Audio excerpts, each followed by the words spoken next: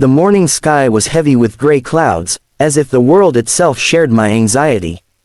Rain tapped against my window like an impatient reminder that time was slipping away. I lay in bed, staring at the ceiling, my heart already racing before the day had even begun. Today was the day, the one I had been dreading for weeks. The air in my room felt thick, filled with the weight of uncertainty. Every "what if" screamed louder than the sound of thunder outside. What if I failed? What if I wasn't good enough? What if everything I had worked for fell apart in a single moment? The fear curled around me like a cold blanket I couldn't shake off. I finally sat up and looked at my reflection in the mirror. The face staring back wasn't the confident person I used to know, it was someone tired, doubtful, and scared. My eyes looked for reassurance but found only questions. As I brushed my hair, my hands trembled slightly. I tried to steady my breath, but each inhale carried the sharp edge of fear. The clock on the wall ticked louder, each second daring me to decide, would I hide again, or finally face what I'd been running from?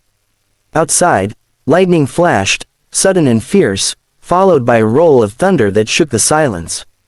I closed my eyes, feeling my heartbeat match the rhythm of the storm. For a moment, I wanted to give up, to let fear win.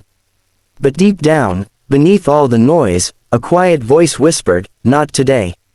That whisper didn't erase my fear, but it reminded me that courage starts with a single decision: to get up, even when you're afraid. The rain had stopped by the time I stepped outside, but the world still felt heavy and damp, much like my thoughts. My shoes splashed through shallow puddles as I made my way toward school, each step slower than the last. The air smelled of wet earth and hesitation. When I reached the gate, the familiar noise of laughter and chatter filled the air. Everyone seemed confident, carefree, as if they knew exactly where they were going in life. I wished I could borrow some of their certainty, even for a moment. Inside the classroom, my friends were talking about the upcoming competition, the one I had secretly considered quitting. "You're really still doing it?" someone asked with raised eyebrows. "That's brave, or crazy." A few laughs followed, light but sharp enough to sting. I smiled weakly, pretending not to care, but their words echoed in my mind like a cruel melody. Throughout the morning, doubt followed me everywhere. During lessons, it whispered, "You're not ready." During lunch, it hissed, "Everyone expects you to fail." Even when I tried to drown it out with music, it found a way back in. By the time the final bell rang, I felt drained, not from the day itself, but from battling the invisible storm inside my head. As I packed my bag, I caught my reflection again in the window's glass. My shoulders were slumped, my eyes uncertain. For a moment, I wondered if giving up would be easier, if walking away would finally silence the noise. But deep down, a flicker of resistance still burned, faint but alive. Fear was loud that day, but something within me refused to let it have the last word.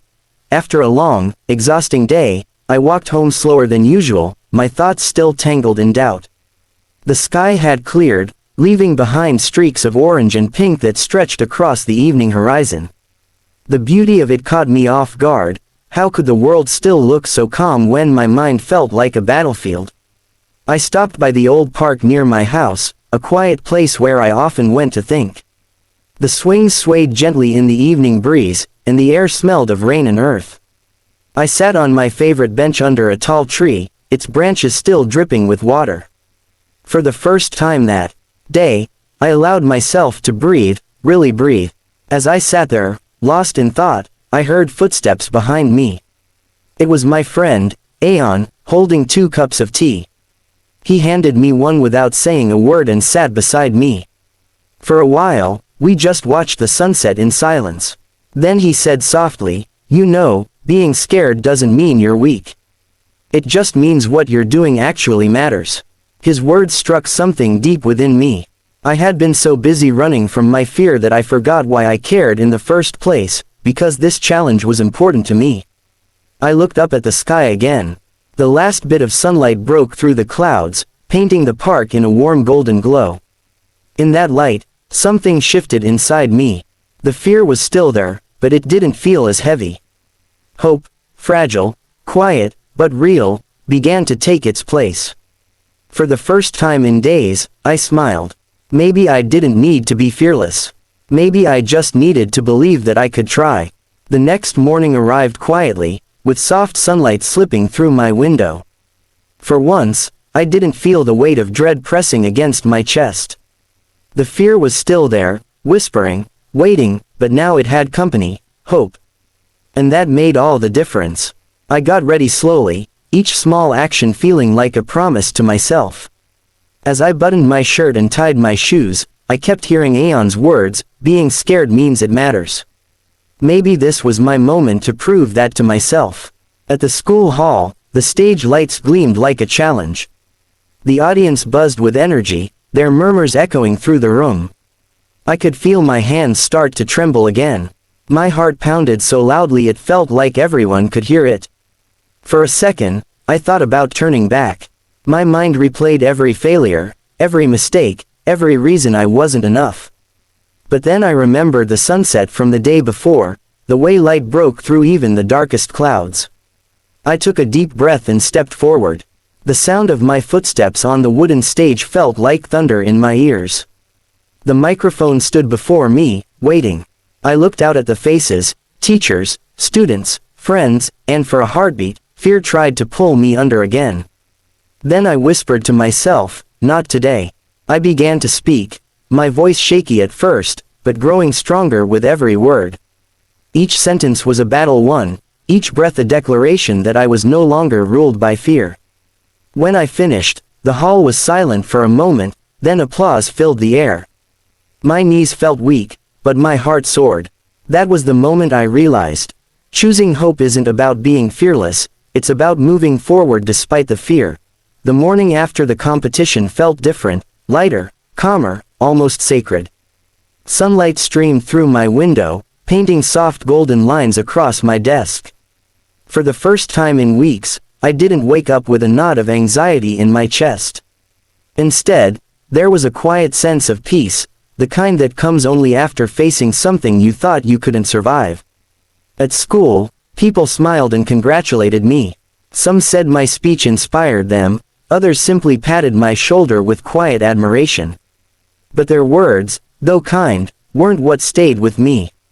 What mattered most was how I felt, not proud because I had won, but because I hadn't let fear win.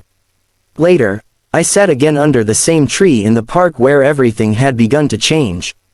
The leaves shimmered gently in the morning breeze, and birds sang somewhere above. I closed my eyes and thought about the past few days, the fear, the doubt, the decision to try anyway. I realized something simple yet powerful. Hope had always been there, waiting. I had just been too afraid to see it. Fear had made me believe that failure was the end, but hope showed me it was only the beginning, a lesson, not a defeat. When I opened my eyes, the world seemed brighter. The same challenges still existed, but they no longer looked impossible. I knew there would be other fears ahead, other storms to face.